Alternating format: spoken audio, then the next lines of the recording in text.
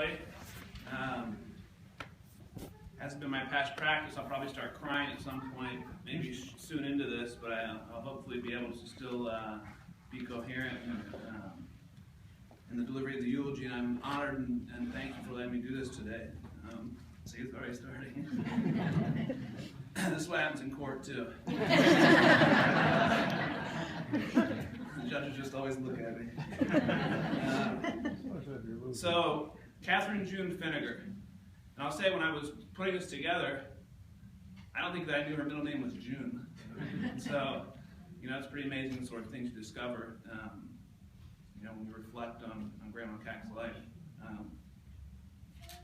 She was born February 10th, 1921, and from that day until now, she had sparkling blue eyes, and I think that's what we'll always remember when we think of Grandma's face. She grew up in Lima, 1414 West High Street. Grew up there with her parents. Her dad, who worked for the Baldwin train, and the train actually is in the museum down there on High Street? High Market, one of the trains. Wherever it is. Silver-lined glass. Anyway. Metcalf, that's it. Grew up in this house, 1,250 square feet, with 5 brothers and 2 sisters. And, the 9 of them, I think, had a good time there together. So much so that she decided to raise 4 kids of her own. Let me not get to the kids yet. What? No, wait, I said she raised 4 kids. She had 6, but by the time Jan and Brian came along, she kind of gave up. That's what she said.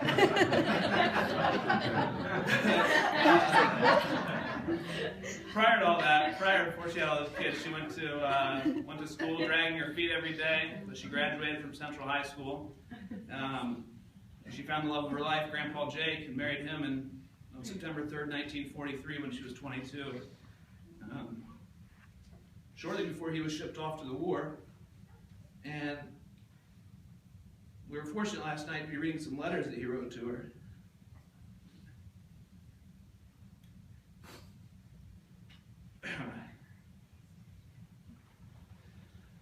So I need to insert another laugh here. So despite what we may know about Grandma and Grandpa as they got older, and how they interacted with one another, which, look, it's a different level of love that I guess you don't understand until you get there. It was clear from these letters in 1944 and 1945 that they were the loves of each other's life. And in each letter, Grandpa said, "My darling Catherine," and he would go on and tell her about his day, or just hope to come home soon. And there's a series of letters in December of 45 where he's saying, I hope I'm going to be home for Christmas. And then, well, things aren't going so well. It doesn't look like I'm going to be home in time for Christmas. And then he got shot jumping out of a plane, and so he got shipped back here. Was at a hospital in Pennsylvania until 69 years ago tomorrow, January 25th, 1946. And he came back. And that's when they started getting busy making the kids. Starting with Aunt Kathy in 1947. Grandma was 26. They had 6 kids, and in this day and age, most people don't have 6 kids unless they're on TV or they have, boundless funds. But they were passionate Protestants, and so they just kept going. And had the kids from 1947 to 1959. In those years when Grandma was a young woman, she worked for a while at Greg's. She loved shoes. In fact, when she met my wife, the first thing she noticed was her shoes, and Alexander always remembers that. And she worked at Montgomery Ward's, and in fact, Uncle Brian shared that she was still playing tackle football with the kids when she was 45. This was 1966, that she's playing tackle football. Her first grandchild, Craig, came along, 1971, and then she had 18 17 more grandkids after that that she knew about. I mean, there may be more. She had her first great-grandchild, Skylar, in 1998, right, Sky? And she has at least 24 great-grandkids. We're not quite sure on the count, not because of infidelities that we're not aware of, but because of just the number. You know, we think it's 24, and if somebody comes up with a different number, let us know. It's around there. You know, I asked folks to tell me stories, you know, things I could, you know, remember Grandma by, you know, not just what I remembered, since that was just, you know, later part of her life. And everything that was told always came back to family. You know, the joys of family, the fun, the laughter, the stresses of family. You know, all the things that, you know, sort of bind us together. And so, a lot of us grandkids, you know, would talk about the pool because we spent so much time there in the summers. You know, and that, at the time, that pool seemed enormous. I think it was only about this big. Right? But we had so much fun in that pool. And none of us ever peed in it. Not once, not a single time, because we were scared to death that a bright red ring was going to appear around us if we did. The ring never appeared for me. Ashley found out that Grandma was lying to us. And she continued to pee all the time.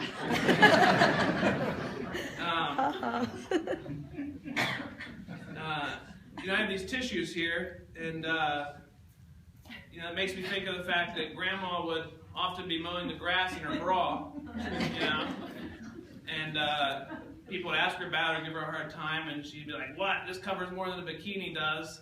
You know? She'd always have some tissue stuffed in there, and keys, and yeah, down the rat hole, crackers, you know, sugar-free candy. I mean, there's all sorts of stuff, you know, that she fit in there. And, you know, I'm glad that we're laughing because, you know, laughter was such a part of growing up and of our family. I think that, you know, we're all a little twisted, and that's fine. You know, it's what makes us family. And, you know, when you think about how long Grandma lived, you know, she was born in 1921, and all the stuff that has happened between now and then, you know, not just silicone breast implants, but, you know, major innovation. But, you know, we went to the moon, you know, been to Mars, you know, with the rover, you know, color television. Cell phones, you know, best things ever, you know, TV dinners, you know. I remember going to Grandma's house, you know, getting a TV dinner. Actually, when Ashley was being born, I got to sit there and watch TV and eat a TV dinner. That was awesome. We thought that was cool. That was cool. But, you know, one other innovation was Tupperware. That hasn't always been around. So Grandma had a Tupperware party, and she was really excited one night that this stuff had a really tight seal. So she called everyone in the kitchen to show them that this Tupperware had a tight seal, and she threw it up in the air, and it came down, and she missed it, and it burst all over the kitchen floor. It just made a huge mess. And you know, everybody was like, "What'd you call us into the kitchen for?" Just to see this mess on the floor. You know, another thing that happened as family, and I'm so happy that we had the experiences, was that we would go camping. Not just us, but when you guys were kids, you know, how you all packed into a car the size of a Miata and drove to Colorado pulling a camper, I have no idea, you know. And, you know, and how you all came back, I don't know. I would have left a couple of you at the rest stop. I'm not saying it would have been you, Jan. I probably would have kept them for entertainment's sake. Or they didn't leave Jeff. He was at a gas station. Oh, they left Jeff at a gas station. That actually explains some things. where'd you guys go? To Pikes Peak? Was that amazing? We see, Uncle Brett still has some of the videos they took at the time. And, one thing, that Grandma and Grandpa always did was, record things. They always had, new technology. It was always very cool because they were always really up. And it was, Grandpa really, pushing that, but Grandma letting him basically do this and have this, this sort of documentation, which is pretty awesome. And, we're going to find a way that we can share those videos with the family more. Another great story that relates to camping, when camping, for those of you who don't know, this wasn't like, you get a backpack and you fill it with some supplies and you hike into the woods and set up camp. This was, you hook up the camper, you roll down to the campground, you plug it back in, you turn on the TV, get the air conditioning going, and you enjoy yourself. Fun, had a great time. But one time, and Grandma was never shy about bodily functions or what sort of was happening, what was happening with her. So don't feel bad sharing the story, but they were at the lake, and Grandma, maybe from the sugar-free candy, had to go to the toilet. But there was nowhere to go. They had a minnow bucket, a little styrofoam bucket with a lid on it, and she had to go in that. Right? Which, look, you gotta do what you gotta do, right? Well, yeah, Jan decided she didn't want to take it in her car with her home, so she left it there in the parking lot. And as they were driving away, two fishermen were like, "Hey, you forgot your minnow bucket." Right? Well, they didn't turn back, but I think they kept their eye on the rearview mirror to see what their face was when that lid was lifted. They went running for it.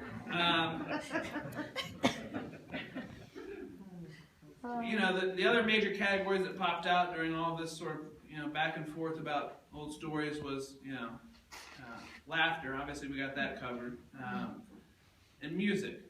We all know that Grandma loved music, from the clavinova, which again was advanced technology for its time when they got that thing, the player piano, sort of redone for the digital time.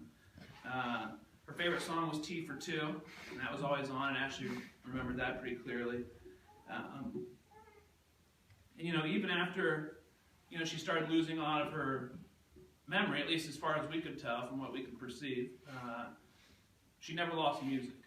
That was always, deeply, deeply ingrained in her, which is a beautiful thing. Animals were also a popular topic.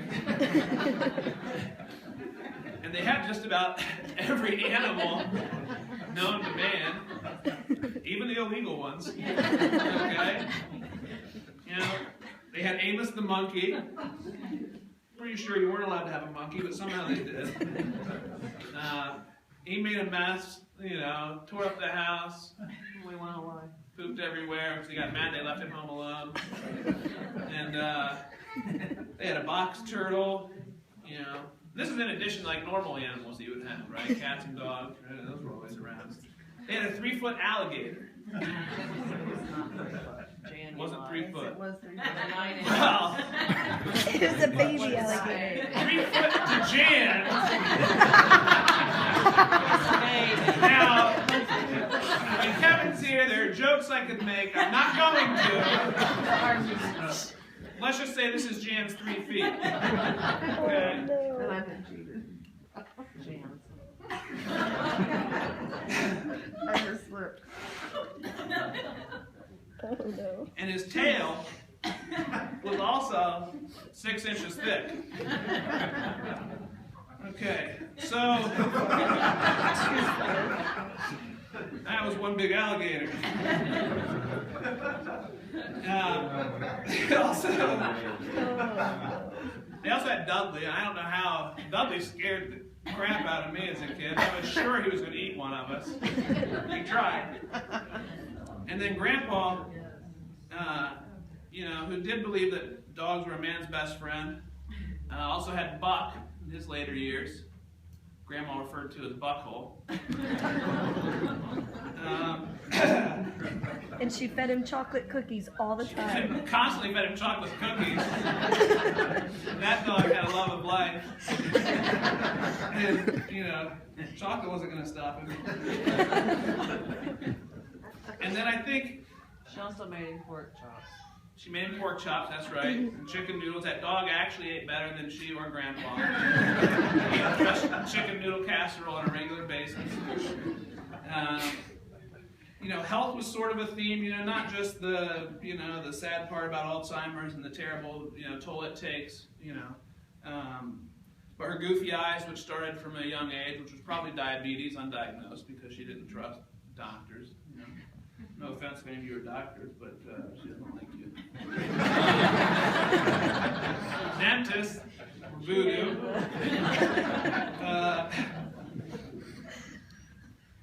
But despite hating the dentist, and maybe it's just because she thought she could do a better job, she would pull people's teeth out without flinching. In fact, she pulled Ryan's tooth out before he knew what had happened. She didn't even get out of her chair, and she yanked it out of his mouth. Right? So I don't think she had a problem with teeth. It was something about dentists, you know, maybe with the chair, I don't know. And one thing that sort of got passed down, and I didn't mention this, and it ties back into the family theme, is that Grandma Cat and Grandpa loved their family, and they also had Grandma Rentz living with them for years, you know, as she aged, you know, and, you know, intergenerational living is something that, you know, is not popular anymore in the States. I don't know if it ever was, you know, but it's still strong in Europe, and I'm, you know, struggling with that myself, with my in-laws, but, you know, I love them.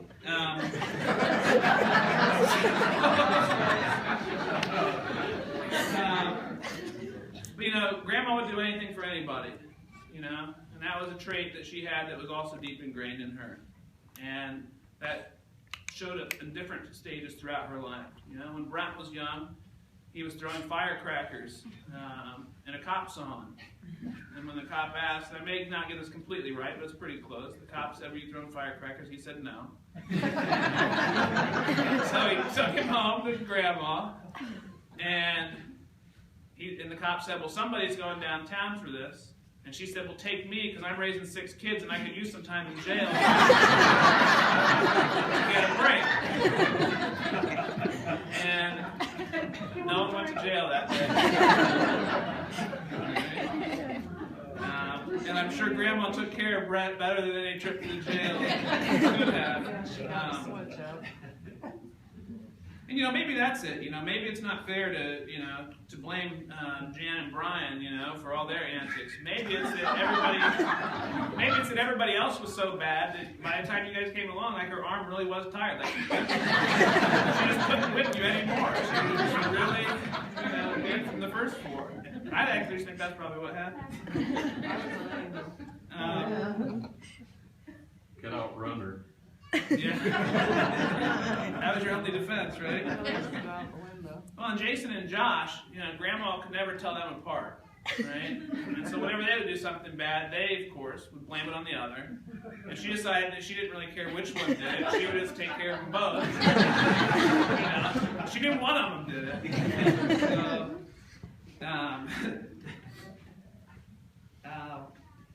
and I think the other thing that, you know, what's clear in all this is food, you know, and I think food is one of those things that's universal, you know, it brings us together, it's what unites us, the holidays, it's really the only reason we all come together, is to, you know, enjoy casseroles, and Grandma loved chicken, especially Lee's chicken. I never knew that it had a name, I thought it was just a chicken place. And that was always a regular thing, you know, especially after we were at the pool all day, we could, you know, get chicken from the chicken place, and you know, she loved Swiss Miss hot chocolate. You know, those little packets, you know, were always around. She loved Russell Stover's chocolate, and you couldn't get better than Russell Stover's. That's the, you know, creme de la creme, and you know, that was something that she loved to get and give as gifts. But there were some problems sometimes with food that I think, you know, not everyone knew about. Jason and Josh were eating cereal one day. They noticed the milk was moving. They weren't quite sure why the milk was moving. It turned out because the mealworms were taking a swim. Because the cereal must have been sitting around for a while. And, she didn't know what they were complaining about. She also made a cake one night that I think it was Brent realized had mice tracks across the side of it. Right on one side. So she scraped that off, put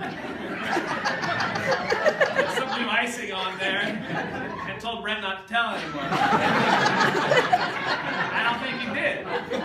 So some of you had some cake. She said, I'll give you a piece off the other end. Yeah, she promised him a piece off the other end. Don't tell anyone else about it.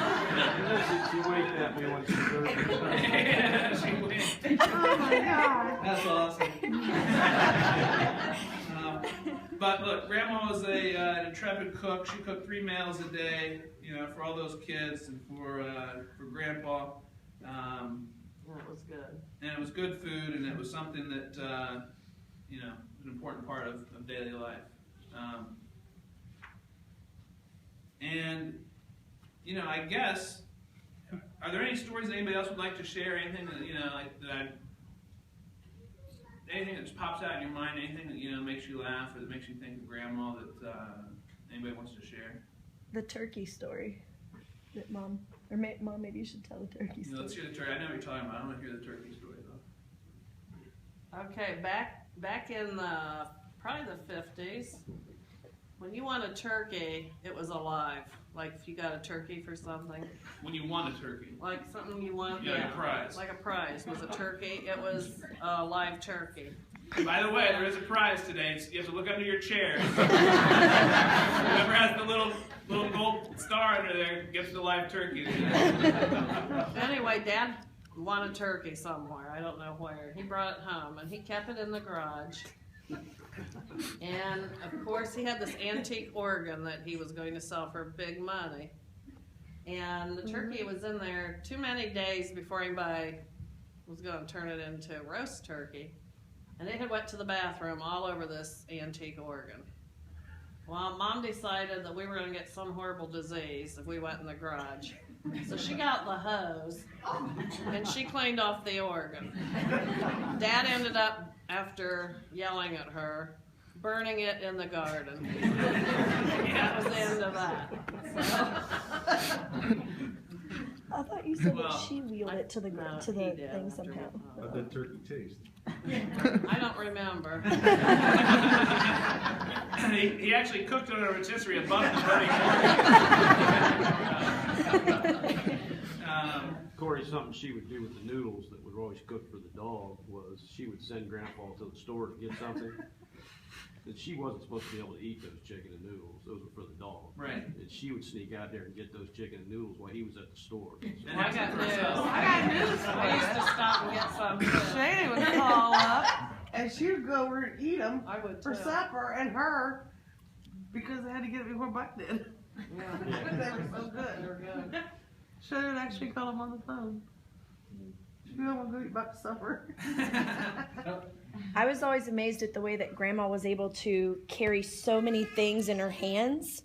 Where she'd come from the kitchen into her chair in the living room, she'd have her cane, the phone, her hot chocolate mug, and something else. And she'd be balancing, everything and getting into her chair. And then she'd turn around and sit down and look, and there'd be like the trail of hot chocolate dripped. And then she'd be like, oh, hell. And then she'd just be like, forget about it. And she'd just go on with her day. And then poor Grandpa, I guess, would probably clean it up. Anybody else?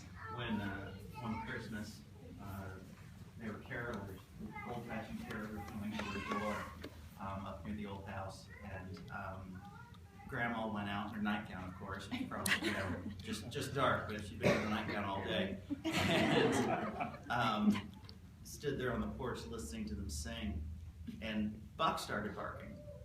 And, you know, Jake, shut up that dog. And Grandpa commenced to throw a roll of firecrackers out into the driveway, and the carolers assumed they were getting shot at. So they all ran away.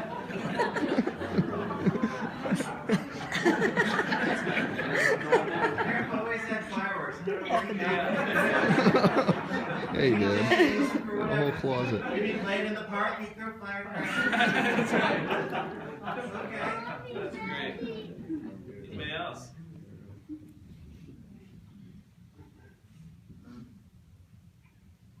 All right. Well, you know, I hope that we can all, you know, keep these stories close to our hearts and tell them when we get together. I also hope that we can find times to get together when someone doesn't die. You know, it'd be nice. You know, maybe we can do it like every other year or something. You know, look, Grandma lived a long life. She was always happy, except when she wasn't. And, you know, she loved all of us, you know, much more than we loved her. And, you know, oh, one other thing I wanted to share that I forgot that I didn't put in here that, you know, just a side note, was pretty interesting. So Grandpa, when he was in France, got a bottle of cognac, and he was writing, you know, to my darling Catherine, you know, about his day, and, so there are 2 points I want to make here. One, he bought a bottle of cognac that he wanted to bring back and share with her. Okay? The cognac was from 1859. Okay? He couldn't bring it back. And so he sold it for like $15. $15, right? Which I don't know, that's, you know, it's at least several $100s today, right? Maybe more, I don't know. But anyway, he had this really old bottle of cognac, he wanted to share it, he couldn't share it with her, so he sold it. You know, he knew he couldn't bring it back. Now he did have some champagne with some of his friends, but you know, that special bottle never made it back here, and but the thought was there. Another thing he said, and it was, you know, it was about him being faithful and not, you know, straying while he was over there with the French women, was that the doctor told him, you know, if you drip, you don't ship. And he wrote that to Grandma, and he said, you don't have to worry a thing, I'm still yours, I always will be. You know, it's gross and beautiful at the same time. You know? That's kind of how I feel about our family. I love you guys, and you know, we know that Grandma loved us, and now she's at peace in heaven, and may she rest in peace. Thank you very much.